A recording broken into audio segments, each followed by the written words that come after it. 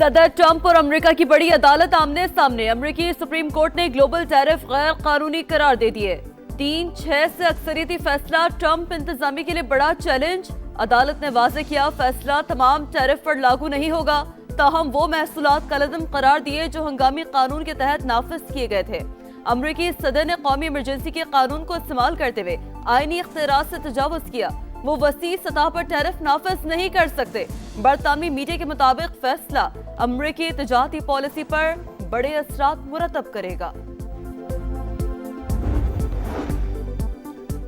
صدر ٹرمپ نے امریکی سپریم کورٹ کا فیصلہ شرمناک قرار دے دیا. کہا ہمارے پاس پلان بھی موجود، اب مزید سخت حکمت عملی اختیار کروں گا.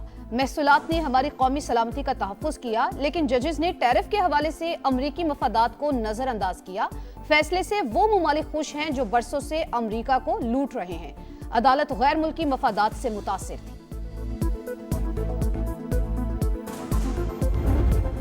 We're either going to get a deal or it's going to be unfortunate for them. And you said today 10 days.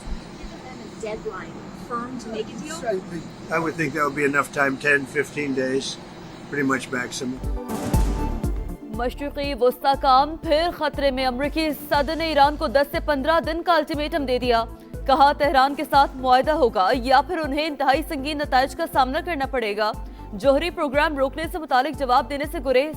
صدر ٹرمپ ایران کے خلاف محدود فوجی کارروائی پر سنجیدگی سے غور کر رہے ہیں. امریکی اخبار کا دعویٰ سرکاری اور جوہری اہداف کو نشانہ بنایا جا سکتا ہے. حملہ ہوا تو خطے میں دشمن کے تمام اڈے اور تنصیبات ہدف ہوں گی. ایران نے اقوام متحدہ کو آگاہ کر دیا. جارحیت کی صورت میں سخت جواب کا اعلان.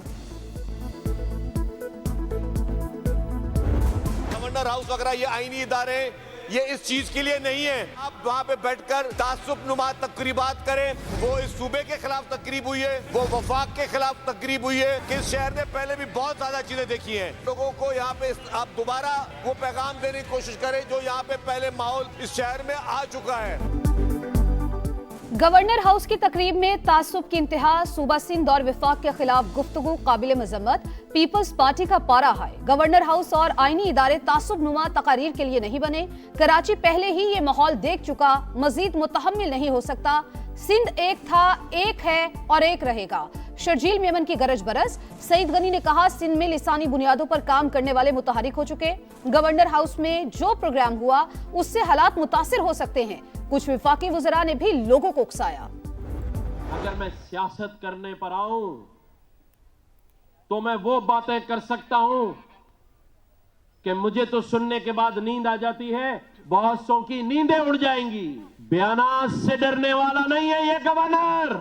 اگر میں نے بیان دیا تو پھر بہت سو کی کرسیاں بھی ہل جائیں گی. سیاست کرنے پر آیا تو بہت سے لوگوں کی نیندیں اڑ جائیں گی. بیانات سے ڈرنے والا نہیں. گورنر سندھ کامران ٹسوری نے بھی خبردار کر دیا. کہا بیان دیا تو بہت ساروں کی کرسیاں ہل جائیں گی. صوبے کو مضبوط کرنے والا گورنر ہوں. کبھی نہیں کہا کہ کوئی تقسیم ہونی چاہیے. ایم کیو ایم میں گروپ بندی تنازع سندھ اسمبلی پہنچ گیا. خالد مقبول گروپ کا ہوں. پی ایس پی والے دھمکیاں دے رہے ہیں. ایم این اے اقبال مسعود نے جان سے مارنے کی دھمکی دی. رانا شوکت کا واویلا. اسپیکر نے ایس ایس پی اور ایس ایچ او کو طلب کر لیا. وزیر داخلہ ضیاء الانجار کی رانا شوکت کو تحفظ فراہم کرنے کی یقین دہانی.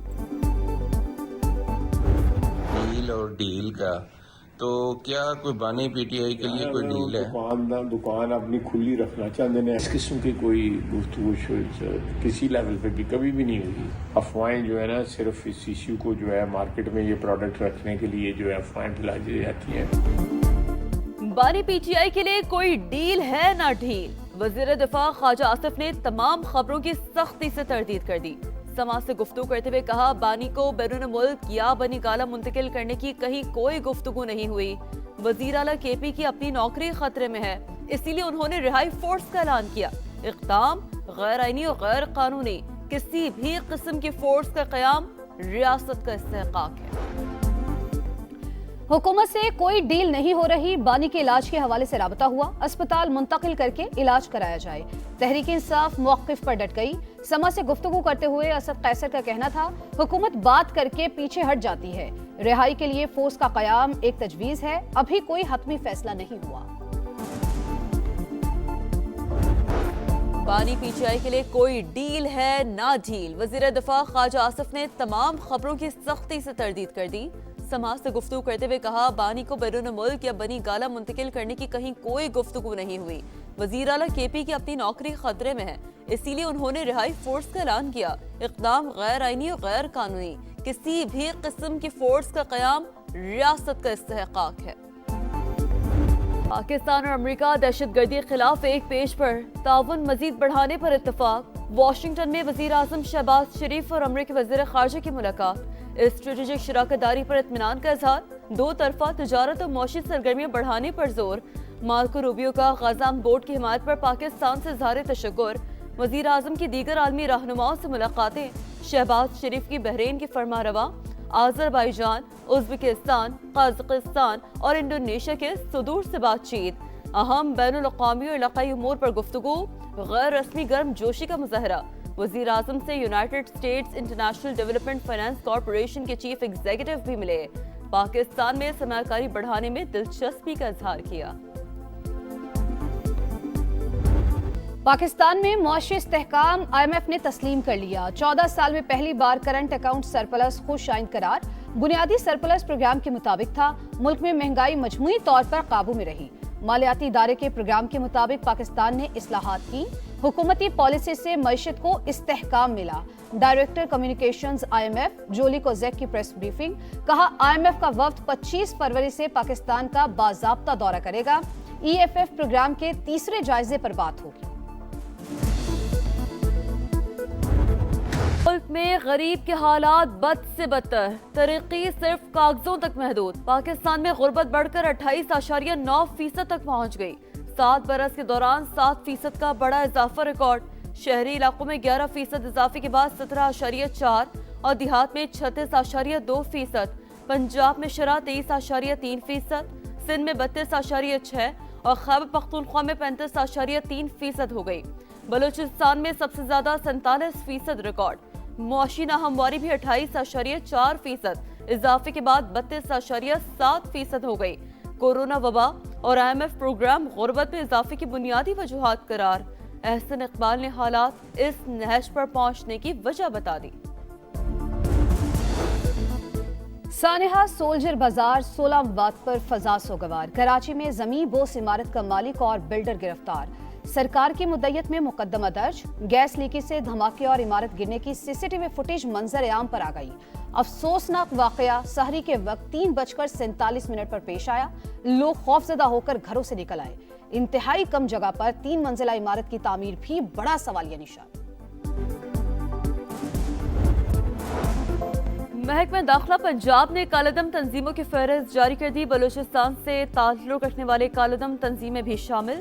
انسداد دہشت گردی ایکٹ کے تحت کالعدم تنظیموں کی کسی قسم کی معاونت فراہم کرنا جرم قرار۔ شہریوں سے غیر رجسٹرڈ خیراتی اداروں کو بھی زکوٰۃ، خیرات اور عطیات نہ دینے کی appeal. World cup semi final تک رسائی کی جنگ، 8 ٹیموں میں اب پڑے گا گھمسان کا رن۔ سپر 8 کے پہلے میچ میں پاکستان اور نیوزی لینڈ کا مقابلہ آج کولمبو میں شام 6:30 بجے ہوگا۔ شاہینوں کا پریکٹس سیشن بارش سے منسوخ، میچ بھی متاثر ہونے کا خدشہ۔ ہیڈ کوچ مائک ہیسن کہتے ہیں میچز نفسیاتی دباؤ سے نہیں سکل سے جیتے جاتے ہیں۔ کیویز کے مقابلے کے لیے تیار ہیں۔ T20 ورلڈ کپ کے آخری گروپ میچ میں آسٹریلیا نے عمان کو 9 وکٹوں سے ہرا دیا۔ 105 رنز کا ہدف آسٹریلیا کے 10ویں اوور میں حاصل۔ مچل مارش کے 33 گیندوں پر ناقابل شکست 64 رنز۔ ایڈم زیمپا کے شکار، عمان اور آسٹریلیا دونوں ایونٹ سے باہر۔ پاکستان اور بنگلہ دیش کے میچز کی تاریخوں میں رد و بدل۔ ورلڈ کپ کے بعد قومی ٹیم 3 ون ڈے میچز کے لیے 9 مارچ کو بنگلہ دیش پہنچے گی۔ پہلا ون ڈے 11، دوسرا 13 مارچ اور تیسرا ون ڈے 15 مارچ کو ہوگا۔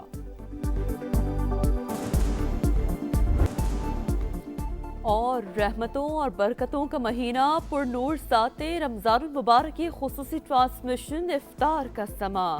بنو سما کی آواز سیزن 15 کا باقاعدہ آغاز۔ مقابلے میں 40 امیدوار، ایک سے بڑھ کر ایک آواز۔